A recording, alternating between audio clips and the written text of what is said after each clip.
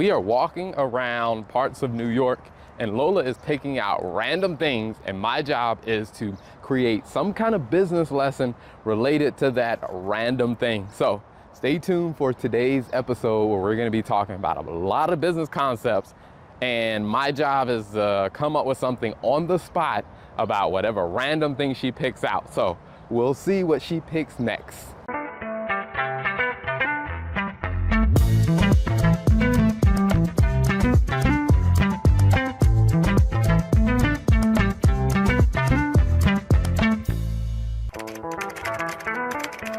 Okay, Terrell, business lesson from the Dumbo area in New York.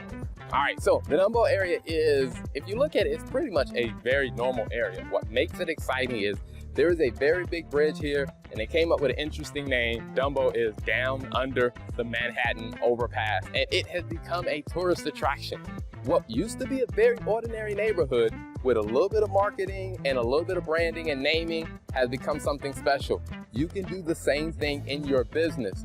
With the right marketing and a little bit of messaging, you can make something that seems very simple to be something that is very exciting. For example, let's say if you are a photographer, and taking photos can be very, very simple.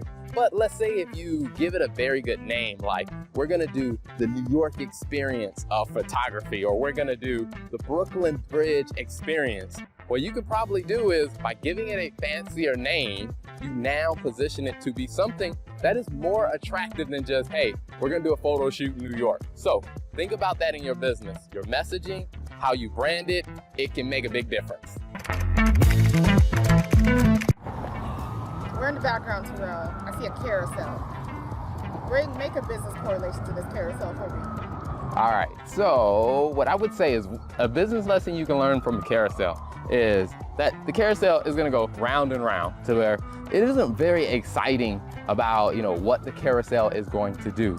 If you're sitting on it, it's going round and round. But if you're the operator, you gotta make it interesting. And so maybe you add music, or like I said, maybe you change up the scenery just a little bit sometimes. And the same thing happens in your business, because when it comes down to it, in your business, the same processes have to be done, month after month, week after week, if you're going to continue growing. Now, for your employees who are going through the motions, you're the leader. You got to find a way to keep it interesting so they don't get bored and just start job hopping from place to place, because you want some consistency. So as a business owner or as a leader, you have to find a way to add things that keep it interesting so your team can keep doing the processes that are required to grow the business, but not get so bored that they want to leave.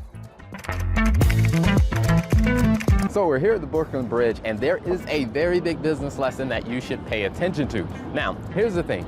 The Brooklyn Bridge took about 14 years to build, and the Brooklyn Bridge connects Brooklyn to Manhattan. Now, when it comes down to your business, a lot of times, if you're the leader in the business, you do have to be the connection between all the different departments, connecting people to the vision and the work that needs to get done, and you gotta be the connector. And the thing about it is, that will take time, because it took 14 years to build the Brooklyn Bridge. Now, it's not gonna take you 14 years to build the connection between your people and the vision of the organization, but it will take you time. So you gotta be committed to being able to connect those dots, and it will help your business grow to the next level. Okay, Terrell, we are right next to the bridge here. I want you to give us a correlation, a business lesson from this brick infrastructure building. And let's go. All right, so with this building, one of the things we can definitely tell is this building is pretty old, but they did a really good job of renovating it, making it interesting, because not a lot of people want to go to an old building unless there's something about it. Now, when it comes down to your business, at some point, your business will become older and it won't be the fresh and new thing. So you got to figure out, what can we add to our business to make it more attractive, whether it's our products, the way we do the marketing, the way we do the packaging, the way we do the branding, and the way we talk about the product. Is how can we make it interesting to attract more people to come, even when our product or service feels a little old. Give me a business correlation of running to business owners. All right, so the question Lola asked is, there are a lot of people out here running. What's the business lesson you can draw from that? I will say is, I'm not a very big fan of distance running. I'm not a big fan of running at all. But one of the things that we know is that sometimes that's a healthy thing for you to do for your body. And then plus, when the weather's nice and the scenery is good, I mean, it becomes a great scene to do it. Now, for a lot of people, there may be something in your business, whether it's doing sales, doing marketing, where you're not a very big fan of it, but if you do it and you do it properly and you create some type of routine around it, it is going to be essential to helping you grow your business. Again, my background is accounting and finance, so sales and marketing is not my jam. But I know that if I don't do it, my business is not going to be healthy. So I got to get over what I do or don't like, and I have to do what is necessary to keep my business healthy. What's the business lesson in freshly squeezed orange juice? All right, so what I would say is, when you're buying different juices, a lot of times if you're buying freshly squeezed versus if you're buying that stuff that's off the shelf that, has been made in a factory somewhere, you're gonna see a very big price difference. Fresh costs more. And part of the reason is because of fresh is actually a little bit healthier and the spoilage of it. So when it comes down to your business, I would say is this: if you're going to do something that is a bit more costly for a client, you should be charging a different price. Now I would say businesses that are service-based businesses are very guilty of this, where they're just trying to charge a set price. What you really need to do is look at how much do my customers value this versus an off-the-shelf product, because you should not be charging the same price for something that is very custom and unique and very interesting to the customer versus something you just pulled off the shelf. So I would say really look at your pricing and understand that, hey, fresh costs more. So customization is going to cost more, and there is nothing wrong with charging a higher price for it. All right, so another idea that Lola has for a random thing she picks, and I gotta make a business lesson while we're in the airport. What's your random thing, Lola? That waterfall in the background. The waterfall. Special performance. So, okay, the business lesson I would say is, if you think about it, we're in the airport right now. That waterfall serves no functional purpose for the airport. It isn't helping people get to their airline or their airplane. It isn't, giving them directions or anything like that.